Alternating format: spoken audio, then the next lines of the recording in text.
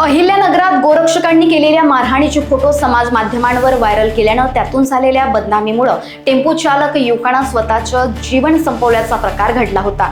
Tempo चालक अनिकेत वडितके असं मयत युवकाचं नाव होतं। या घटनेत प्रकाश टाकत श्रीरामपूरचे आमदार हेमंत ओगले यांनी कथित गौरक्षकांवर टीका केली आहे। काय बोलले नेमकं ते थेट बघूया। श्रीरामपूर मतदारसंघातील गळणीमुळे एक छोटंसं गाव आहे, गरीब घरातला मुलगा आहे आणि एक तो छोटासा टेम्पो, त्याच्यावरती त्यांचा सर्व उदरनिर्वाह होत असतो आणि त्या टेम्पोमधून ते काही सामान किंवा जनावरं इकडनं तिकडं घेऊन जात असतात।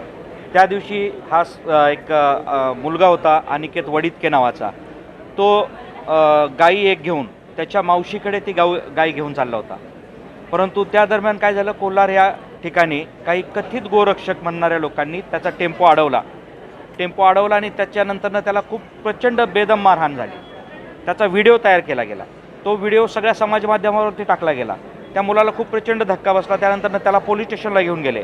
पोलिसांनी त्वरित त्याच्यावरती गुन्हा दाखल केला त्या मुलावरती, परंतु तो अल्पवयीन असल्यामुळे संध्याकाळच्या वेळेस त्या मुलाला घरी सोडलं गेलं। तो मुलगा घरी गेला। दुसऱ्या दिवशी परत पोलीस स्टेशनला बोलवलं गेलं त्याच्या वडिलांना। वडील पोलीस स्टेशनला गेले आणि घरी कोणी नसताना त्या मुलाने सकाळच्या दरम्यान 10-11च्या दरम्यान स्वतःला फाशी लावून आपलं जीवनयात्रा संपवली। 17 वर्षाचा मुलगा होता। आता याच्यात सगळ्यात दुर्दैवी प्रकार असा की ज्यावेळेस त्या मुलाला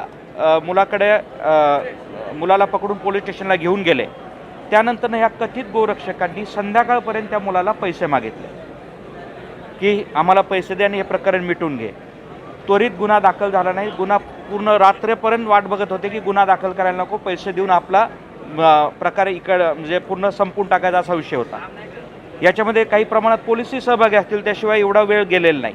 त्यानंतरनं हा सगळा प्रकार झाल्यानंतरनं सगळ्यात वाईट गोष्ट अशी की त्या मुलाने सकाळी 11 वाजता आत्महत्या केली। रात्री 2 वाजेपर्यंत पोलीस वाट बघत होते, गुन्हा दाखल करून घेतला नाही त्यांनी त्या मुलाच्या आत्महत्येचा, त्या गोरक्षकांवरती। ज्यावेळेस मी तिथं प्रत्यक्षात गेलो, मी त्या ठिकाणी बोललो, त्यानंतरनं SP साहेबांशी बोललो आणि रात्री 1-1:30-2च्या दरम्यान गुन्हा दाखल झाला। शेवटी गोरक्षा करणं हे आपल्या सगळ्यांचं आद्य कर्तव्य आहे। आपण भारतात राहतो, परंतु त्याचा अर्थ असा नाही की या कथित गोरक्षकांनी अशा पद्धतीचे झुंडशाही करून लोकांचा जीव घ्यावा। एक लहान मुलगा ज्याचं नुकतंच आता त्यांनी 18व्या वर्षात पदार्पण केलं होतं, त्या मुलाचा, निष्पाप मुलाचा या कथित गोरक्षकांनी त्यांच्या झुंडशाहीने जीव घेतलेला आहे। माझी या माध्यमातून विनंती आहे, मी सरकारला विनंती केली। माननीय मुख्यमंत्री महोदयांनी सांगितलं, कारण 1 महिना होऊन गेला, 25 ऑक्टोबरच्या दरम्यान ही घटना घडली, अजूनपर्यंत एकही आरोपी पकडला गेला नाही 4 पैकी। हेही धक्कादायक आहे। म्हणून मग आता मुख्यमंत्री महोदयांनी त्यावरती निवेदन केलं की आम्ही त्या मुलाला आरोपींना पकडू आणि त्याला न्याय मिळवून देऊ। मग 1 महिना कशाची वाट बघत होतं सरकारला लक्षात आलं नाही का की आपण काय करत आहोत? माझी आपल्या माध्यमातून विनंती आहे की या अनिकेत वडितके या गरीब घरातल्या शेतकरी कुटुंबातल्या मुलाला आपल्या माध्यमातून न्याय मिळावा। धन्यवाद। जय हिंद।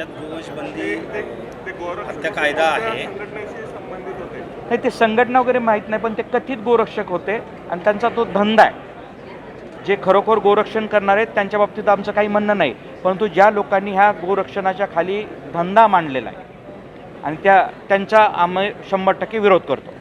लोकवाहिनी मीडियाकरिता अविनाश तोतडे, नागपूर।